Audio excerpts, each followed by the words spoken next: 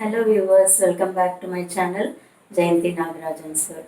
இன்றைக்கி நம்ம பார்க்க போகிற ரெசிபி என்னென்னா ஆனியன் லச்சா பராத்தா. இது ஒரு நார்த் இந்தியன் டிஃபன் ஐட்டம். நம்ம ஊர் ஆனியன் ஊத்தப்பம் மாதிரி தான், ரொம்ப டேஸ்ட்டாக இருக்கும். ரொம்பவே ஈஸியாக எப்படி பண்ணலாங்கிறத நான் சொல்லித்தரேன். யூஸ்வலாக ஸ்டஃப்டு பராத்தானாலே நமக்கு இடும்போது வெளியிலலாம் வரும், அது கொஞ்சம் கஷ்டமான வேலைன்னு நினைப்போம் இல்லையா. பட் இது ரொம்ப ஈஸியாக எப்படி பண்ணலாங்கிறத நான் சொல்லித்தரேன். நம்ம இடும்போது ஸ்டஃப் பண்ணி இடும்போது வெளியில் வராது.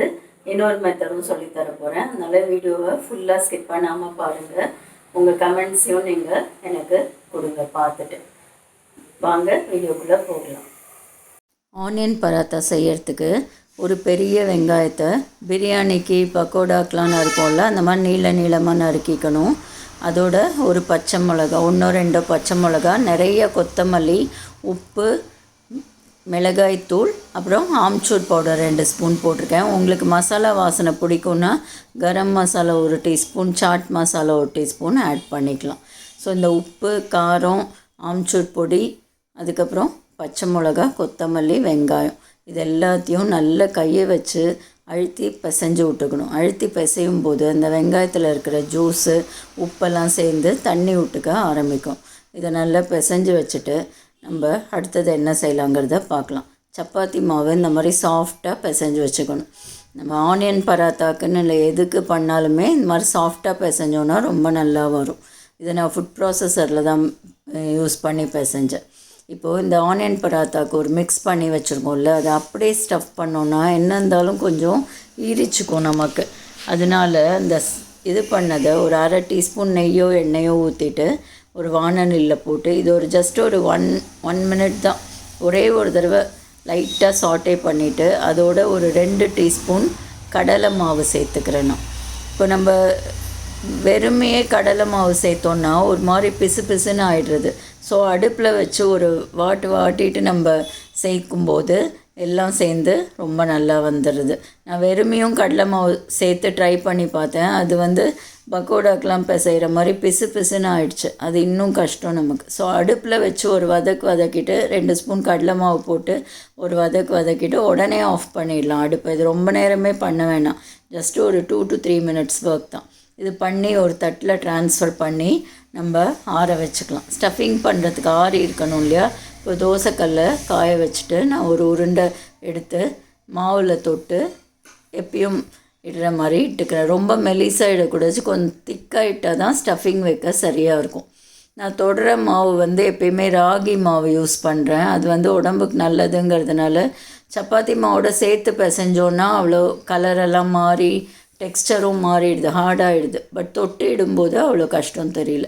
இப்போ இந்த ஆனியன் ஸ்டஃபிங்கை பரவலாக ஃபுல் சப்பாத்திலையும் வச்சுட்டு அது மேலே கொஞ்சம் மாவை தூவிக்கணும்.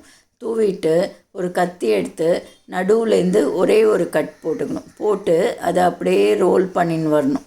பாயை சுருட்டுற மாதிரி அப்படியே சுருட்டின்னு வரணும். இந்த மாதிரி கோன் மாதிரி வந்துடுதா, இதை அப்படி நடுவில் அமுத்தினோன்னா இந்த மாதிரி வந்துடும். இதுதான் லச்சா பரோட்டா.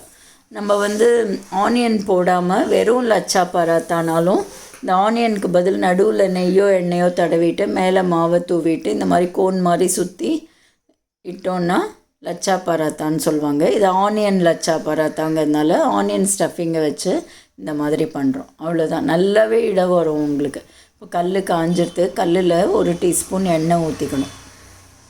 ஸ்டஃப்டு பராத்தாக்கெலாம் முன்னாடியே எண்ணெய் ஊற்றிட்டு இதை போட்டோன்னா இன்னும் ரொம்ப நல்லாயிருக்கும். எண்ணெய் லைட்டாக சூடானோன்னு நம்ம இட்டு வச்ச ஆனியன் பராத்தாவை போட்டுக்கலாம். அதுக்கப்புறம் யூஷுவல் ப்ராசஸ் தான். 2 பக்கமும் நல்ல ப்ரௌன் ஸ்பாட்ஸ் வர அளவுக்கு நம்ம நல்லா வேக வச்சு எடுத்துக்கணும். ஒரு பக்கம் லைட்டாக வெந்த உடனே திருப்பி போட்டுக்கிறேன்னா இப்போது இன்னொரு பக்கமும் திருப்பி போட்டாச்சு. இது சாதா சப்பாத்தியை விட வேகிறதுக்கு கொஞ்சம் டைம் எடுக்கும், உள்ள ஸ்டஃபிங் இருக்கிறதுனால.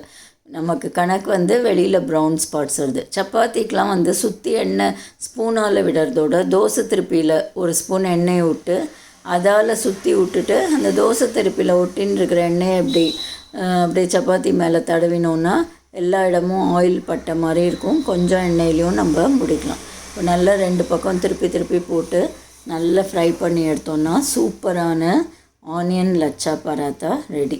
பார்த்திங்கனாலே தெரியும், 2 பக்கமும் நல்லா டோஸ்ட் ஆகிடுது, நல்லா ப்ரௌனாக வந்துடுது, நல்லா டோஸ்ட் ஆகிடுது. அடுப்பை வந்து மீடியம் ஹையில் வச்சுக்கணும், ரொம்ப சிம்லலாம் வைக்கக்கூடாது, கொஞ்சம் ஹையில் வச்சா தான் சப்பாத்திக்கெலாம் நல்லா வரும். இப்போ இது பண்ணி முடிச்சப்புறம் ஒரு 1/2 டீஸ்பூன் நெய்யை எடுத்து இது மேலே விட்டு இப்படி லைட்டாக சூடாக இருக்கும்போதே தடவினோன்னா கொஞ்சம் நெய் தான் செலவாகும். அடுப்பில் நெய் ஊற்றினோன்னா ஒரு மாதிரி ஸ்மெல் வரும்.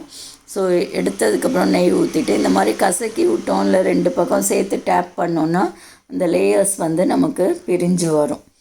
அடுத்தது இன்னொரு மெத்தடு, இப்போ ப்ரெட்டில் எப்படி ஓப்பன் சாண்ட்விச் இருக்கோ அந்த மாதிரி இது ஓப்பன் ஆனியன் பராத்தா. அதாவது நம்ம ஆனியன் ஊத்தப்பம் மாதிரி கிட்டத்தட்ட. இப்போது இதுக்கு வந்து சப்பாத்தி மாவை இட்டுக்கணும். போன தடவை உள்ளே வச்சு ரோல் பண்ணோம், இது அப்படியே ஓப்பனாக பண்ண போகிறோம். ரொம்ப ஈஸி, இது இன்னுமே இடறது ஈஸி. நீங்கள் எந்த சைஸ் வேணுமோ சப்பாத்தி இட்டுட்டு இந்த அதே மாதிரி ஆனியன் ஸ்டஃபிங்கை பரவலாக போட்டுக்கோங்க. எல்லா இடத்துலையும் படுற மாதிரி பரவலாக போட்டுன்ட்டு அதுக்கு மேலே ஆஸ் யூஷுவல் கொஞ்சம் மாவை தூவிக்கணும். மாவு தூவுறது வந்து ஒரு பைண்டிங் கொடுக்கும் நமக்கு. அதனால் இந்த பரவலாக போட்டு இதை அப்படியே லைட்டாக அமுத்தி விட்டுக்கணும் நம்ம. அப்போ அது அந்த கோதுமை மாவோட நல்லா ஒட்டிக்கும்.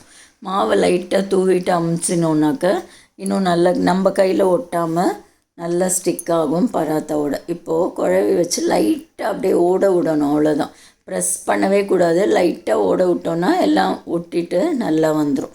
எடுக்கும்போது கொஞ்சம் கேர்ஃபுல்லாக 4 பக்கமும் அப்படியே தோசை எப்படி நம்ம 4 பக்கம் ஓரத்தில் எடுத்துகிட்டு எடுப்போமோ அந்த மாதிரி எடுத்துக்கணும். இப்போது சூடான கல்லில் எடுத்த ஆனியன் பராத்தாவை அப்படியே போட்டுக்கணும். இப்போ நம்ம மேலே அப்படியே தூவி இது பண்ணியிருக்கோம், அந்த ஆனியன்லாம் வெளியில் விழுந்துடும்னு நினைக்கவே வேணாம். ஒரு ஆனியன் கூட வெளியில் விழாது, அப்படியே ஒட்டினபடி சூப்பராக இருக்கும் நமக்கு. இது ரொம்ப ஈஸி இல்லைங்களா, உள்ளே வச்சு வெளியில் வராமல் இடறது. அதோட இது அப்படியே மேலே தூவி ப்ரெஸ் பண்ணணும், அவ்வளோதான். நம்ம ஆனியன் ஊத்தப்பம் ஸ்டைலில் தான். இப்போது ஒரு சைடு வெந்துடுத்து. இப்போ நான் திருப்பி போட்டு காட்டுறேன் பாருங்கள், ஆனியன் விழவே விழாது. ஆனியன் சைடை கீழ்ப்பக்கம் வர மாதிரி போட்டிருக்கேன். எண்ணெய் வந்து தோசை திருப்பியில் ஒரு ஸ்பூன் விட்டுட்டு அதாலேயே சுற்றி ஊற்றிட்டு இந்த தோசை திருப்பியில் ஒட்டிகிட்டு இருக்கிறத இப்படி மேலாக தடவி விடணும்.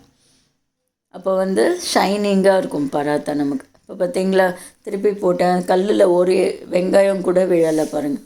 சூப்பராக எல்லா வெங்காயமும் ஒட்டினபடி அப்படியே தான் இருக்கும். இப்போ இந்த பக்கமும் எண்ணெய் ஊற்றி லைட்டாக இது ஆனியன் மேலேயும் எண்ணெயை நம்ம ஸ்ப்ரிங்கிள் பண்ணி விட்டுக்கலாம். இந்த ஸ்ப்ரேயர்லாம் இருந்தால் அதால் கூட நம்ம ஊற்றிக்கலாம். எனக்கு இதுதான் பழக்கங்கிறனால நான் இப்படி பண்ணிக்கிறேன். இப்போ நல்ல ஒரு சைடு நல்ல டார்க் ப்ரௌன் ஆகிடுது. இப்போ அந்த ஆனியன் சைடும் நல்லா டார்க் ப்ரௌன் ஆனவுடனே நம்ம எடுத்துடலாம். நல்லா இப்போவே வாசனை செம்மையாக வருது. அவ்வளோதான் ஃப்ரெண்ட்ஸ், இந்த ஆனியன் பரோட்டா எவ்வளோ ஈஸியாக இருக்குது இல்லையா. இடறதும் ஈஸி, மேலே அப்படியே யூஷுவல் சப்பாத்தி மாதிரி பண்ணி மேலே ஆனியனை தூவி ப்ரெஸ் பண்ணி விட வேண்டியதுதான்.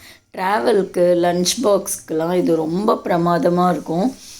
ஒன்றுமே கெட்டு போகாது, ரொம்ப நல்லாயிருக்கும். ஈஸியாக தொட்டுக்கிறதுக்கு ஒன்றும் இல்லாமையே நம்ம இதை நல்லா சாப்பிட்லாம். இப்போ நான் வந்து உள்ள ஸ்டஃப் பண்ண பராத்தாவும் செஞ்சு காட்டியிருக்கேன், மேலே ஆனியன் தூவி அப்படியே ப்ரெஸ் பண்ணி ஓப்பனாக பண்ண பராத்தாவும் காட்டியிருக்கேன். ரெண்டுமே டேஸ்ட்டில் ரொம்பவே சூப்பராக இருக்கும். நீங்கள் ரெண்டும் பண்ணி பார்த்து உங்களுக்கு எந்த டேஸ்ட் பிடிக்கிறதோ அது படி கூட நீங்கள் பண்ணிக்கலாம். கொஞ்சோண்டு எடுத்து காட்டுறேன் பாருங்கள், எவ்வளோ சூப்பராக இருக்குன்னு. தொட்டாலே அப்படியே சாஃப்டாக பிஞ்சிரும். உள்ளே கொத்தமல்லி, பச்சை மிளகா, வெங்காயம்லாம் இருக்கிறதுனால நல்ல டேஸ்டியாக இருக்கும். தொட்டுக்கிறதுக்கு இதுக்கு ஒன்றுமே தேவையில்லை, தயிர் மட்டுமே போதும். பிக்கிள் வேணும்னா கொஞ்சம் வச்சுக்கலாம், அது கூட தேவைப்படாது. ஏன்னா உப்பு காரம்லாம் ஆனியனில் போட்டிருக்கிறதுனால தயிர் தொட்டாலே போதும். தேங்க்ஸ் ஃபார் வாட்சிங்.